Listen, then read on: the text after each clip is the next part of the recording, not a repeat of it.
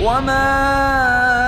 أرسلناك إلا رحمة للعالمين. السلام علیکم ورحمۃ اللہ وبرکاتہ.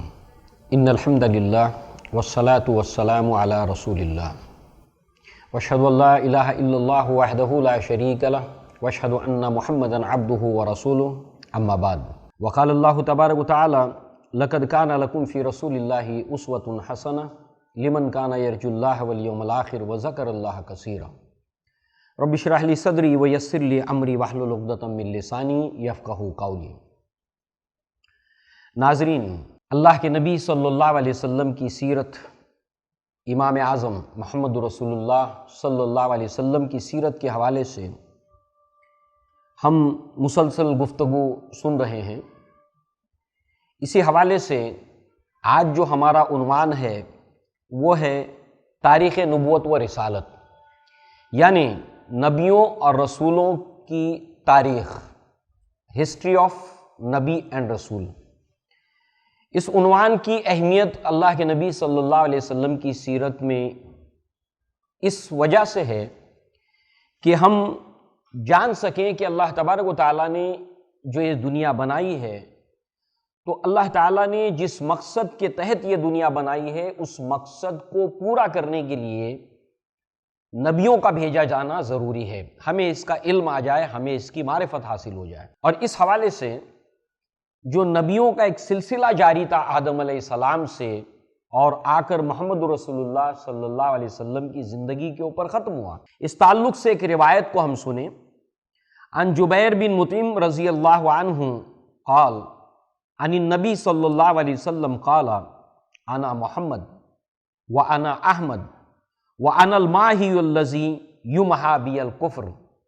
وانا الحاشر الذی یحشر الناس علی عقبی وانا العاقب والعاقب الذی لیس بعدہ نبی. مسلم شریف کے اندر یہ روایت ہے.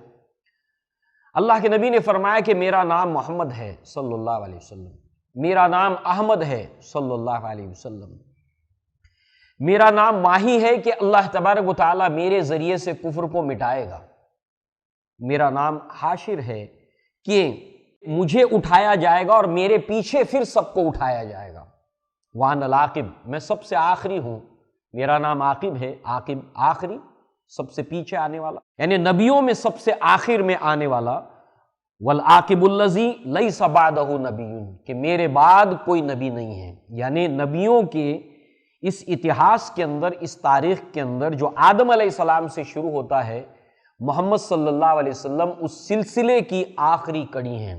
اور آپ کے بعد کوئی نبی نہیں ہے. تو یہ تاریخ نبوت و رسالت، اس کے تحت آپ دیکھیں کہ اس دنیا کے اندر اللہ تعالیٰ کا یہ سسٹم، یہ انسٹیٹیوشن جاری اور ساری رہا اللہ کے نبی صلی اللہ علیہ وسلم تک. ظاہر سی بات ہے ہمیں یہ جاننا ہوگا کیوں، اور پھر وقت کے ساتھ ساتھ اس کے اندر کس طریقے سے ارتقاء ہوا، ایوولوشن ہوا، اور کس نوعیت سے، کس طرح سے یہ ایوولوشن ہوا نبوت اور رسالت کے اندر. اللہ تعالیٰ نے کائنات کو مقصد کے ساتھ بنایا اور اس کو اللہ نے جگہ جگہ پر بیان کیا. خلق السماوات والارض بالحق، کہ آسمانوں اور زمین کو ہم نے تخلیق کیا حق کے ساتھ. اسی طرح حق کی ضد ہے باطل. قرآن میں ایک جگہ پر ہے ربنا ما خلقت ھذا باطلا، اے ہمارے رب تو نے کسی بھی چیز کو بیکار نہیں پیدا کیا، باطل نہیں پیدا کیا. ہر چیز کو اللہ تعالیٰ نے حق کے ساتھ پیدا کیا. اور اللہ تعالیٰ نے انسانوں سے قرآن مجید کے اندر جگہ جگہ جو سوال پوچھے، ان میں یہ بھی ایک سوال ان کے سامنے رکھا کہ وہ سوچیں. افحاسبتم انما خلقناکم عبثا وانکم الینا لا ترجعون، اے انسانوں تم نے کیا گمان کیا کہ ہم نے تمہیں عبث اور بیکار پیدا کیا ہے، یوں ہی پیدا کیا ہے، اور یہ ہے کہ تم ہمارے پاس لوٹائے نہیں جاؤ گے. تو لہٰذا اللہ تعالیٰ نے انسان کو مقصد کے ساتھ پیدا کیا اور پوری کائنات کو ایک مقصد کے ساتھ پیدا کیا. اور وہ مقصد کیا ہے یہ کون بتائے گا؟ تو اللہ تبارک و تعالیٰ اس مقصد کو اور اس مقصد کی تفصیلات کو بتانے کے لیے اللہ تبارک و تعالیٰ نے اپنے نبیوں کو اور رسولوں کو بھیجا. جیسے کہ قرآن نے فرمایا وما خلقت الجن والانس الا لیعبدون، ہم نے جنوں اور انسانوں کو نہیں پیدا کیا مگر اپنی عبادت کے لیے، اور یہ جو انسان کی پیدائش کا مقصد ہے اس کو کوئی نہیں بتا سکتا سوائے نبیوں اور رسولوں کے، جو اللہ تعالیٰ نے نبیوں کو وقت وقت کے ساتھ مبعوث کیا، وہ بتاتے ہیں انسان کے اس دنیا میں لائے جانے کا، پیدا کیے جانے کا مقصد۔ آپ دیکھیے کہ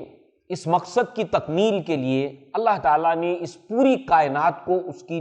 مناسبت سے بنایا۔ اس دنیا میں رہتے ہوئے انسان کے لیے اللہ تعالیٰ نے ایک وقت دیا، الذی خلق الموت والحیات لیبلوکم ایکم احسن عملا وہو العزیز الغفور، وہی وہ اللہ تعالیٰ ہے جس نے موت اور زندگی کو پیدا کیا تاکہ تمہارا امتحان لے۔ اب ظاہر سی بات ہے کہ ایک وقت تک جب انسان یہاں پر ٹھہرے تو جس جگہ پر وہ رکا ہے امتحان کے لیے، ضروری ہے کہ وہ جگہ رہنے کے لائق ہو، ہیبیٹیبل ہو۔ تو ہم دیکھتے ہیں دنیا کے اندر کہ انسان کی بقا کے لیے ضروری ہے اس کو آکسیجن ملتی رہے، ہر جگہ وافر مقدار میں آکسیجن موجود ہے۔ آکسیجن اور ہوا کے بعد انسان کے زندہ رہنے کے لیے ضروری ہے کہ اس کو پانی ملتا رہے، اس لیے پہاڑوں کی چوٹیوں پر گلیشیئر کی شکل میں، دریاؤں کی شکل میں، زمین کے اوپر اور زمین کے اندر اللہ تعالیٰ نے پانی سے زمین کو بھر دیا۔ 70% سے زائد حصہ زمین کے اندر، زمین کے اوپر اور پہاڑوں کی چوٹیوں کے اوپر پانی ہے، اور اللہ آسمان سے پانی کو برساتا ہے جو انسان کی زندگی کے لیے دوسرے نمبر پر ضروری ہے۔ یعنی ہوا کو سب سے زیادہ پیدا کیا جو سب سے زیادہ ضروری ہے،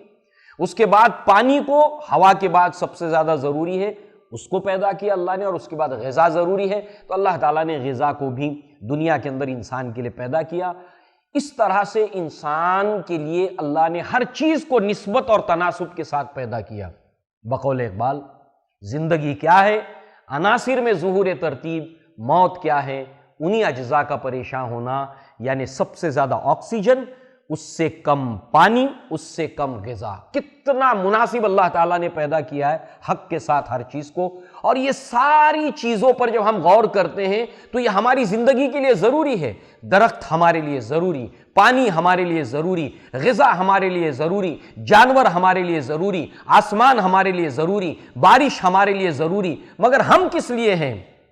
تو اس کا جواب کون دے گا؟ اس کا جواب سوائے انبیاء کے اور کوئی نہیں دے سکتا۔ لہٰذا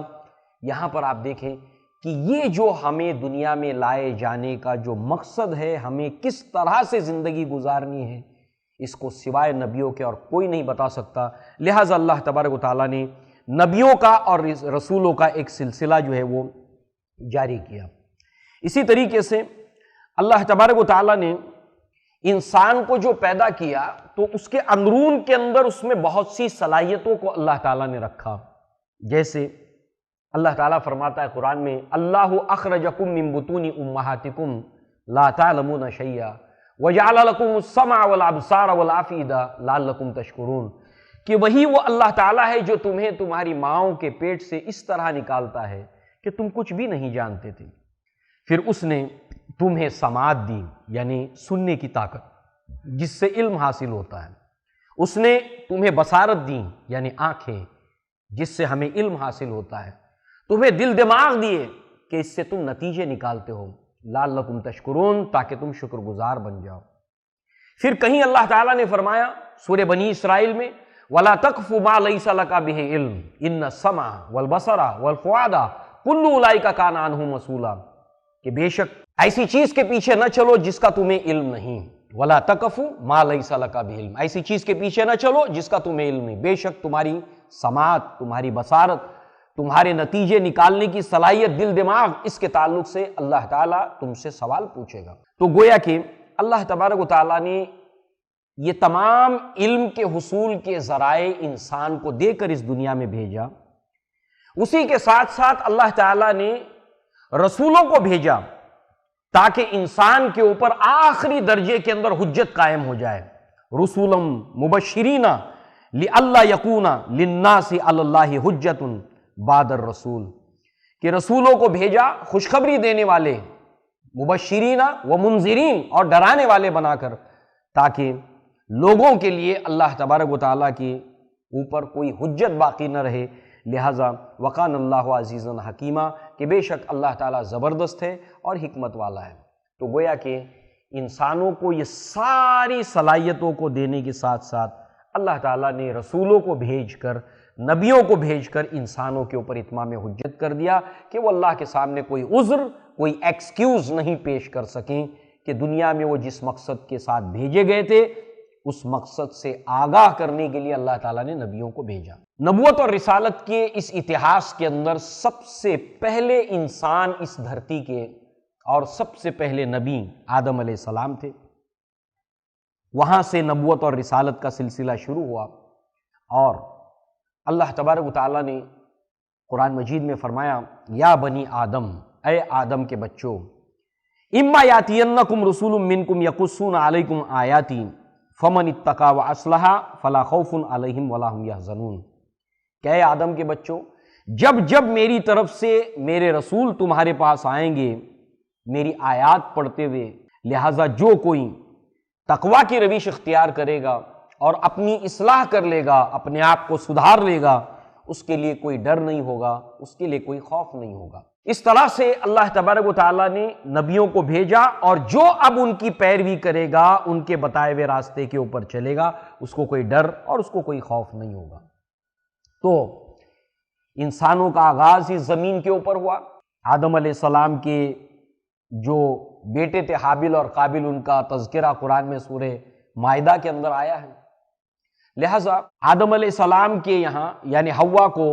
ہر سال یا ایک ٹرم کے اندر 2 بچے پیدا ہوتے، ایک لڑکا ایک لڑکی، پھر اگلے ٹرم کے اندر ایک لڑکا ایک لڑکی، اور پہلے سال کا لڑکا اور دوسرے سال کی لڑکی سے نکاح ہوتا، کیونکہ دنیا کے اندر ابھی انسانوں کی تعداد کم تھی، قلیل تھی۔ تو آدم علیہ السلام کو اللہ نے نبی اور رسول بنا کر بھیجا، تو انہیں جو اوامر اور نواہی یعنی شریعت دی گئی، اس کے اندر پہلے سال کا لڑکا دوسرے سال کی لڑکی سے اس کا نکاح ہوتا تھا، پہلے سال کی لڑکی سے دوسرے سال کا نکاح ہوتا، مگر قابل ضد کر بیٹھا، جو اس کے ساتھ لڑکی پیدا ہوئی تھی وہ اسی کے ساتھ نکاح کرے گا، اور اسی بنیاد پر اس نے اپنے بھائی حابل کا قتل کر دیا۔ تو وہاں پر آدم علیہ السلام کی شریعت کے اندر ان کو جو اوامر اور نواہی اللہ تعالیٰ نے دیے تھے، اس کے اندر جو ہے وہ بہن کے ساتھ میں شادی جائز تھی، مگر جیسے جیسے نبوت اور رسالت آگے بڑھتی چلی گئی، حتیٰ کہ اللہ کے نبی صلی اللہ علیہ وسلم تک پہنچی، کیا آج ایک سگا بھائی اپنی سگی بہن سے نکاح کر سکتا ہے؟ نہیں، یہ حرام ہے۔ یعنی معلوم ہوا آدم علیہ السلام کے وقت میں یہ چیز جائز تھی، کیونکہ اس وقت اس کی ریکوائرمنٹ تھی، اس کی ضرورت تھی، دنیا میں انسان زیادہ نہیں تھے۔ یوسف علیہ السلام کے زمانے میں سجدہ تعظیمی جائز تھا۔ سورہ یوسف جب آپ پڑھتے ہیں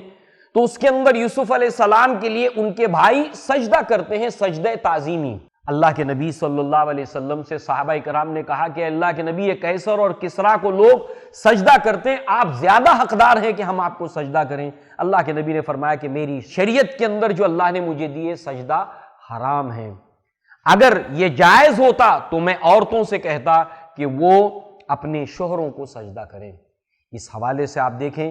کہ جو چیز آدم علیہ السلام کے زمانے میں جائز تھی شریعت کے اندر، جو چیز یوسف علیہ السلام کے زمانے میں جائز تھی شریعت کی صورت میں، اوامر اور نواہی کی صورت میں، وہ اللہ کے نبی صلی اللہ علیہ وسلم کی شریعت کے اندر نہیں۔ یہ ہے تدریج، یہ ہے ارتقاء اور یہ ہے ایوولوشن۔ تمام نبیوں کی دعوت تھی اللہ کی عبادت، اور اس کے ساتھ ساتھ اللہ تعالیٰ نے انہیں شریعت دی، اوامر اور نواہی دیے۔ دعوت، عبادت اور شریعت کے اندر وقت کے ساتھ تبدیلی واقع ہوتی چلی گئی۔ لہٰذا اسی طریقے سے آپ دیکھیں آدم علیہ السلام کے بعد میں ایک لینڈ مارک ہے نبوت اور رسالت کی تاریخ میں، نوح علیہ السلام۔ مسلم شریف اور بخاری میں ایک روایت ہے جس میں حشر کے میدان کا منظر ہے، اور اس کے اندر تمام انسان نوح علیہ السلام کے پاس جاتے اور کہتے ہیں یا نوح انک انت اول الرسل الی اہل الارض، آپ زمین کے اوپر پہلے رسول تھے اللہ تبارک و تعالیٰ کی۔ گویا کہ نبوت کا سلسلہ جو جاری تھا آدم علیہ السلام سے، اس سلسلے کے اندر اب ایک ڈیولپمنٹ ہوا، اور وہ یہ ہے کہ اللہ تعالیٰ نے نبوت کے بعد رسولوں کا ایک سلسلہ جاری ہوا، اور زمین کے اوپر پہلے رسول تھے نوح علیہ السلام۔ جو رسول ہے وہ نبی بھی ہے، مگر جو نبی ہے وہ رسول نہیں ہے۔ لہٰذا اس اعتبار سے اس روایت کے اندر جو بخاری اور مسلم دونوں جگہ پر ہے، سارے انسان کہتے ہیں کہ زمین کے اوپر اللہ تعالیٰ نے آپ کو اپنا پہلا رسول بنایا، تو پہلے نبی آدم علیہ السلام، پہلے رسول نوح علیہ السلام۔ اسی طریقے سے ہم دیکھتے ہیں کہ بخاری کے اندر ابن عباس رضی اللہ عنہما سے یہ روایت کتاب التفسیر کے اندر موجود ہے کہ زمین کے اوپر سب سے پہلے جو شرک آیا ہے وہ نوح علیہ السلام کی قوم میں آیا، اور نوح علیہ السلام کی قوم نے جس شرک کی ابتدا کی دھرتی کے اوپر، زمین کے اوپر، وہ ہے ہیرو ورشپ۔ شیطان نے انہیں بہکایا، اور نوح علیہ السلام کی قوم کے جو نیک اور صالح لوگ تھے اس کے اندر ودہ ہے، سوا ہے، یغوث ہے، یعوق ہے، نصر ہے، یہ نیک اور صالح لوگ تھے۔ لہٰذا شیطان نے انہیں یہ پٹی پڑھائی، ان کے ذہن میں یہ بات ڈالی، یہ وسوسہ ڈالا کہ یہ بڑے نیک لوگ ہیں، جب بھی تم عبادت کرو تو ان کی سٹیچوز کو، ان کی مورتیوں کو، ان کی تصویروں کو اپنے سامنے رکھا کرو تاکہ عبادت میں تمہارا دل لگے۔ اس جنریشن نے تو شرک نہیں کیا، تصویریں لگائی، مگر آنے والی نسلوں نے شرک کے اندر مبتلا ہوتی چلی گئیں۔ تو لہٰذا اس طرح سے آپ دیکھیے اس زمین کے اوپر آدم علیہ السلام کے بعد پہلے رسول نوح علیہ السلام، اور اس قوم کے اندر جو ہے وہ شرک، وہ بھی ہیرو ورشپ، انسانوں کی پرستش کی صورت میں ظاہر ہوا۔ اور اسی طریقے سے ہمیں ایک اور بات ملتی ہے نوح علیہ السلام کے زمانے میں، وہ یہ ہے کہ سورہ عنکبوت میں اللہ تعالیٰ نے فرمایا کہ نوح علیہ السلام اپنی قوم کو 950 سال تک دعوت دیتے ہیں۔ یعنی معلوم ہوا کہ ماضی کے جو انسان تھے ان کی عمریں زیادہ تھیں، اس لیے کہ اسباب یعنی سائنس اور ٹیکنالوجی کم تھی۔ معلوم یہ ہوا کہ جس طریقے سے شریعت کے اندر ارتقا ہو رہا ہے، جیسے انسان سائنس اور ٹیکنالوجی میں ترقی کر رہا ہے، ویسے ویسے انسانوں کی عمریں کم ہوتی چلی جا رہی ہیں۔ اور اللہ کے نبی صلی اللہ علیہ وسلم نے فرمایا کہ میری امت کی اوسط عمر جو ہے وہ 60 سال ہے۔ کہاں 950 سال، ہزار سال، اور کہاں پر 60 سال۔ مگر آپ دیکھیے کہ آج کا انسان سائنس، ٹیکنالوجی اور وسائل کی جو ترقیات ہیں، جو اللہ نے انسان کے لیے مقدر کر دیا تھا، اللہ تعالیٰ نے سورہ نحل کے اندر فرمایا وَلَقَدْ كَرَّمْنَا بَنِي آدَمَ وَحَمَلْنَاهُمْ فِي الْبَرِّ وَالْبَحْرِ وَرَزَقْنَاهُمْ مِنَ الطَّيِّبَاتِ۔ اللہ تعالیٰ نے فرمایا کہ ہم نے انسانوں کو تسخیر دی بر کے اوپر اور بحر کے اوپر، اور پاکیزہ چیزوں سے اس کو روزی دی، اور جتنی چیزیں ہم نے پیدا کی ان میں سے اکثر کے اوپر اس کو فضیلت دی۔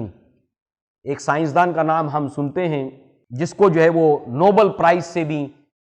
سائنس کے میدان میں جو ہے وہ اس کو نوبل پرائز بھی دیا گیا، جو آئزاک آئنسٹائن۔ اس کا ایک قول ہے جو یہ اللہ کی دنیا ہے اس کو لے کر، اس یونیورس کو لے کر، اس نیچر کو لے کر، وہ کہتا ہے کہ the most incomprehensible fact about nature is that it's comprehensible. یہ بات جو اس نیچر کے متعلق، اس کائنات کے متعلق ہے، جو سب سے زیادہ نہ سمجھ میں آنے والی ہے، کہ یہ جب ہم اس کو جاننا چاہتے تو یہ ہمیں سمجھ میں آنے لگتی ہے۔ کیوں؟ اس لیے کہ اللہ تعالیٰ نے اس کائنات کو اس طرح بنایا ہے کہ یہ انسان کے قابو میں آ جائے، اس کے کنٹرول میں آ جائے۔ لہٰذا اس اعتبار سے یہاں پر آپ دیکھیے کہ یہ ساری کے ساری چیزیں جو ہے وہ اللہ تبارک و تعالیٰ نے وقت کے ساتھ ساتھ انسان اس کو تسخیر کرتا چلا جائے گا، اور چونکہ آخری نبوت کے ساتھ اس کا تعلق اس اعتبار سے ہے کہ اللہ کے نبی کی دعوت کو پوری دنیا کے اندر پہنچنا ہے، اور پوری دنیا میں کم سے کم وقت دعوت پہنچنے کے لیے ظاہر سی بات ہے اسباب اور وسائل اس انتہا تک پہنچ جائیں گے انسان کی ترقی کہ نبی کا یہ پیغام، آخری نبی کا پیغام پوری دنیا تک پہنچے۔ تو ہمیں اللہ کے نبی کی سیرت کے حوالے سے اس کی اہمیت پتہ چل جائے کہ آخری نبوت کے ساتھ میں اس کا کیا تعلق ہے، اس کا کنیکشن کیا ہے۔ لہٰذا نوح علیہ السلام کے بعد ہمیں ہود علیہ السلام، صالح علیہ السلام کی دعوت کا ذکر ملتا ہے، اور پورے قرآن میں جب جب آپ ہود علیہ السلام کی دعوت کو ان کی قوم کی طرف پڑھتے ہیں، سنتے ہیں، صالح علیہ السلام کی دعوت کو سنتے ہیں، وہ یہ بات کہتے ہیں یا قوم اعبدوا اللہ، اے میری قوم اللہ کی بندگی کر اور اللہ کے ساتھ کسی کو شریک نہ کر۔ اس لیے کہ نوح علیہ السلام کے بعد ہود علیہ السلام ہیں، صالح علیہ السلام ہیں. وہ جہاں پر توحید کی دعوت دیتے ہیں وہاں پر اللہ تعالیٰ کے ساتھ شرک کرنے سے روکتے ہیں. اس طریقے سے توحید آدم علیہ السلام سے لے کر نوح علیہ السلام کے زمانے تک شرک نہیں تھا.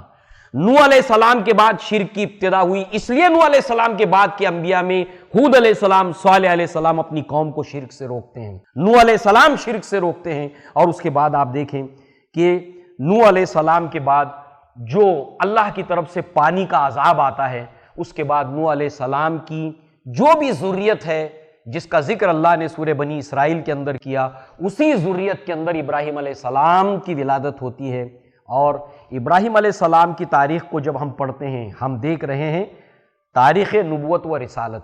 ابراہیم علیہ السلام کی تاریخ کو جب ہم دیکھتے ہیں، جہاں جہاں اللہ نے ان کا ذکر کیا ہے، ابراہیم علیہ السلام سے پہلے کسی بادشاہ کا ذکر ہے ہی نہیں. نہ نوح علیہ السلام کے زمانے میں ہے، نہ صالح علیہ السلام کے زمانے میں ہے، نہ ہود علیہ السلام کے زمانے میں ہے، نہ ادریس علیہ السلام کے زمانے میں ہے. سورہ بقرہ کی آیت نمبر 258 میں اللہ تعالیٰ نے فرمایا کہ ہم نے ابراہیم علیہ السلام کو اس کے مقابلے میں جس کو ہم نے سلطنت اور بادشاہت دی تھی، جس نے ابراہیم علیہ السلام سے حجت کی ان کے رب کے بارے میں، یہ بادشاہ تھا نمرود. تو ابراہیم علیہ السلام کی زندگی میں ہمیں دو باتیں ملتی ہیں ان کے تاریخ میں، ان کے دور میں. ایک بادشاہت،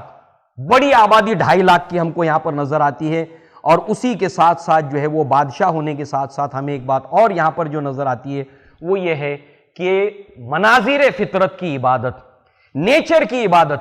ہم قرآن مجید میں سورہ انعام میں پڑھتے ہیں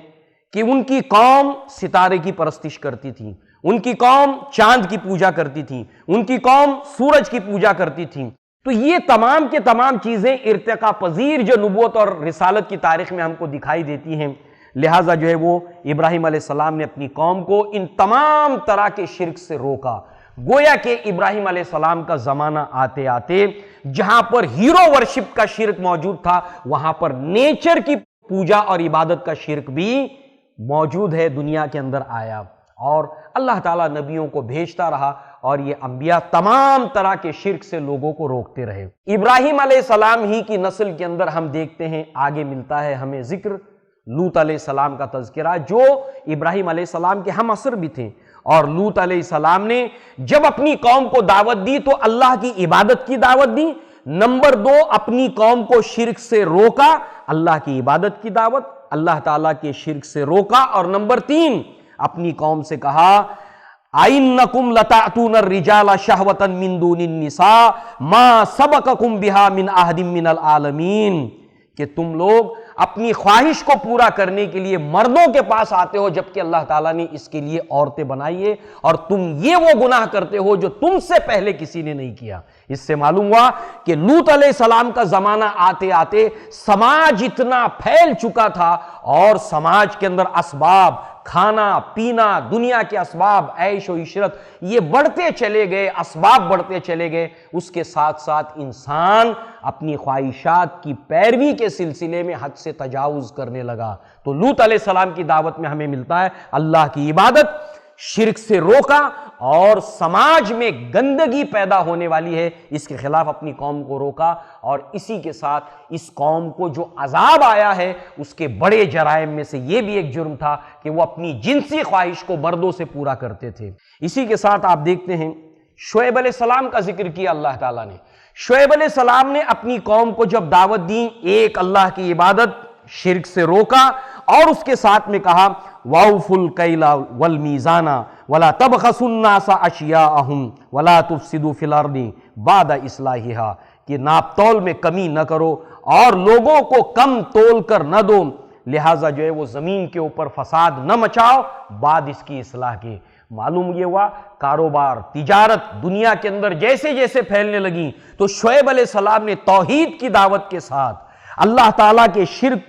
سے روکنے کے ساتھ ساتھ اپنی قوم کو جو ناپ تول میں کمی کی اس برائی کو لے کر انہیں روکا، انہیں ٹوکا. لہٰذا اس کے ساتھ ساتھ آپ دیکھیں موسیٰ علیہ السلام کا جب زمانہ آیا تو یہاں پر بھی ہمیں فرعون دکھائی دیتا ہے، جنہوں نے انسانوں کو قابو میں کرتے ہوئے انہیں اپنا غلام بنایا، انہیں اپنا سلیو بنایا. اس لیے جب جب موسیٰ علیہ السلام نے فرعون کے سامنے دعوت رکھی، ساتھ میں یہ بھی کہا ان عابدت بنی اسرائیل، کیا تو نے بنی اسرائیل کو غلام بنا رکھا ہے؟ لہٰذا جو ہے وہ یہاں پر صحابہ کرام کے اقوال ہم کو ملتے ہیں، جب بھی صحابہ کرام اپنی دعوت کو لے کر کسی غیر قوم میں پہنچتے، بادشاہوں کے پاس پہنچتے، تو ان سے یہ بات رکھتے کہ ہم انسانوں کو انسانوں کی غلامی سے نجات دلا کر اللہ تعالیٰ کی عبادت کے اندر دینے کی دعوت کو لے کر آئے ہیں۔ تو گویا کہ یہاں پر فرعون نے بنی اسرائیل کو غلام بنایا تھا، تو وہاں پر موسیٰ علیہ السلام نے جب کبھی بھی بات رکھی تو کہا فرسل معی یا بنی اسرائیل، کہ بنی اسرائیل کو میرے ساتھ بھیج دے۔ لہٰذا اس کے بعد ہم دیکھتے ہیں کہ بنی اسرائیل کے اندر عیسیٰ علیہ السلام آخری نبی آتے ہیں، اس لیے کہ اللہ تعالیٰ نے ابراہیم علیہ السلام سے یہ وعدہ کیا تھا، جب اللہ تعالیٰ نے آپ کو امامت سے سرفراز کیا، قال انی جاعلک للناس اماما، کہ اب میں تمہیں تمام انسانوں کا امام بناؤں گا۔ تو لہٰذا ابراہیم علیہ السلام ہی کی نسل میں جتنی بھی نبوتیں اور رسالتیں آئی ہیں وہ سب کے سب ابراہیم علیہ السلام کے بعد آپ کی نسل سے باہر نہیں گئیں، اس لیے کہ ابراہیم علیہ السلام کے بڑے بیٹے تھے اسماعیل علیہ السلام، اور ان کے چھوٹے بیٹے تھے اسحاق علیہ السلام، جو 13 سال اسماعیل علیہ السلام سے چھوٹے تھے۔ اسحاق علیہ السلام کے بیٹے یعقوب علیہ السلام، جن کا لقب تھا اسرائیل، ان سے 12 بیٹے ہوئے، اور اسی اسحاق علیہ السلام کی نسل کے اندر نبوت اور رسالت چلتے چلتے چلتے چلتے عیسیٰ علیہ السلام کے اوپر آ کر اختتام پذیر ہوتی ہے۔ اور اس کے بعد 600 سال کا عرصہ ہے جب دنیا کے اندر کوئی نبی نہیں ہے، کوئی رسول نہیں ہے، اور اس دور کو کہتے ہیں فترۃ الوحی۔ اور اس کے بعد اللہ تعالیٰ نے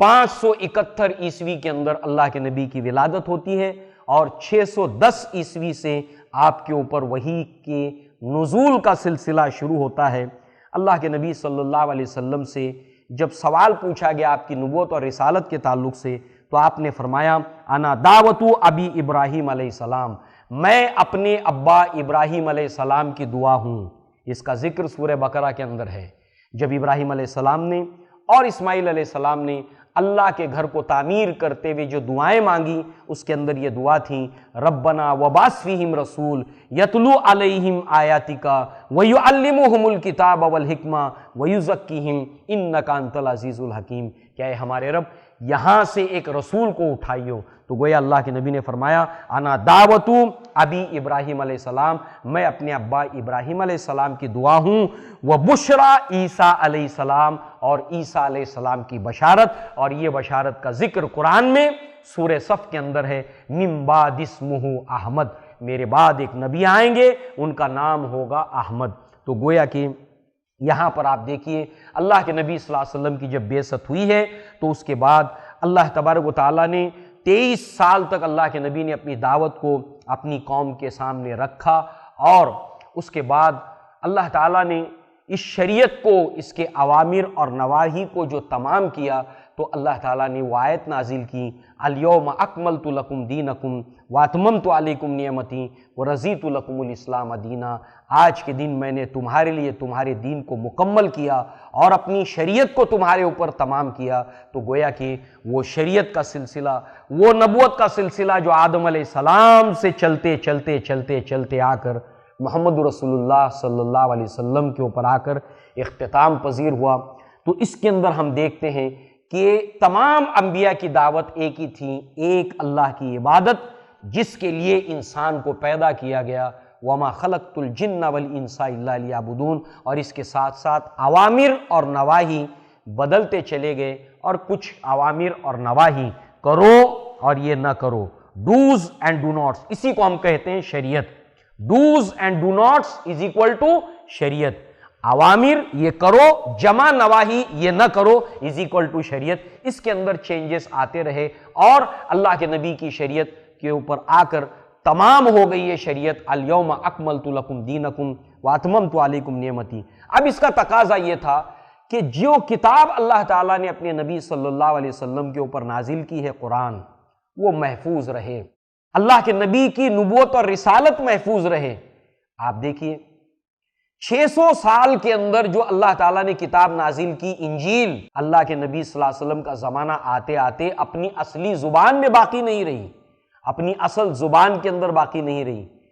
اللہ کے نبی عیسیٰ علیہ السلام کو لوگوں نے کیا سے کیا بنا دیا، مگر آج آپ دیکھیے 1500 سال کا عرصہ بیت جانے کے باوجود قرآن مجید من و ان جیسا کا تیسا اللہ کے نبی چھوڑ گئے تھے ویسا ہی محفوظ ہے اور قیامت تک محفوظ رہے گا، کیونکہ اب اس کے بعد کوئی کتاب نہیں آئے گی، کیونکہ اس کے بعد کوئی نبی اور کوئی رسول نہیں آئے گا۔ اس حوالے سے ایک روایت کو ہم سن لیں، عن جابر بن عبداللہ رضی اللہ عنہ قال قال رسول اللہ صلی اللہ علیہ وسلم انما مثلی ومثل الانبیاء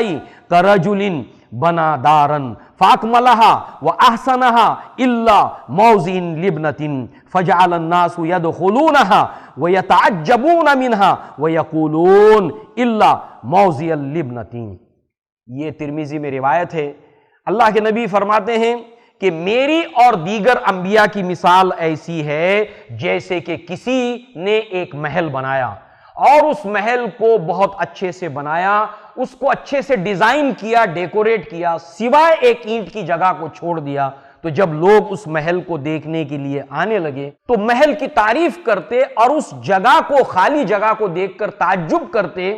جو اینٹ کے جتنی جگہ چھوڑی گئی تھی، تو گویا کہ یہ میں ہوں، کہ گویا کہ یہ نبوت کا سلسلہ اب آ کر ختم ہو گیا، اب تل دھرنے کی جگہ نہیں ہے نبوت اور رسالت کے لیے، گویا کہ نبوت کی تکمیل ہو گئی، رسالت کی تکمیل ہو گئی، اب کتاب محفوظ ہو گئی، اِنَّا نَحْنُ نَزَّلْنَا الذِّكْرَ وَإِنَّا لَهُ لَحَافِظُونَ، ہم نے اس ذکر کو نازل کیا ہے، ہم ہی اس کی حفاظت کریں گے۔ گویا کہ اس طریقے سے یہ بریفلی سرسری طور پر ہم نے نبوت اور رسالت کی ایک تاریخ کو اپنے سامنے اس لیے رکھا تاکہ ہمیں کچھ اندازہ ہو جائے،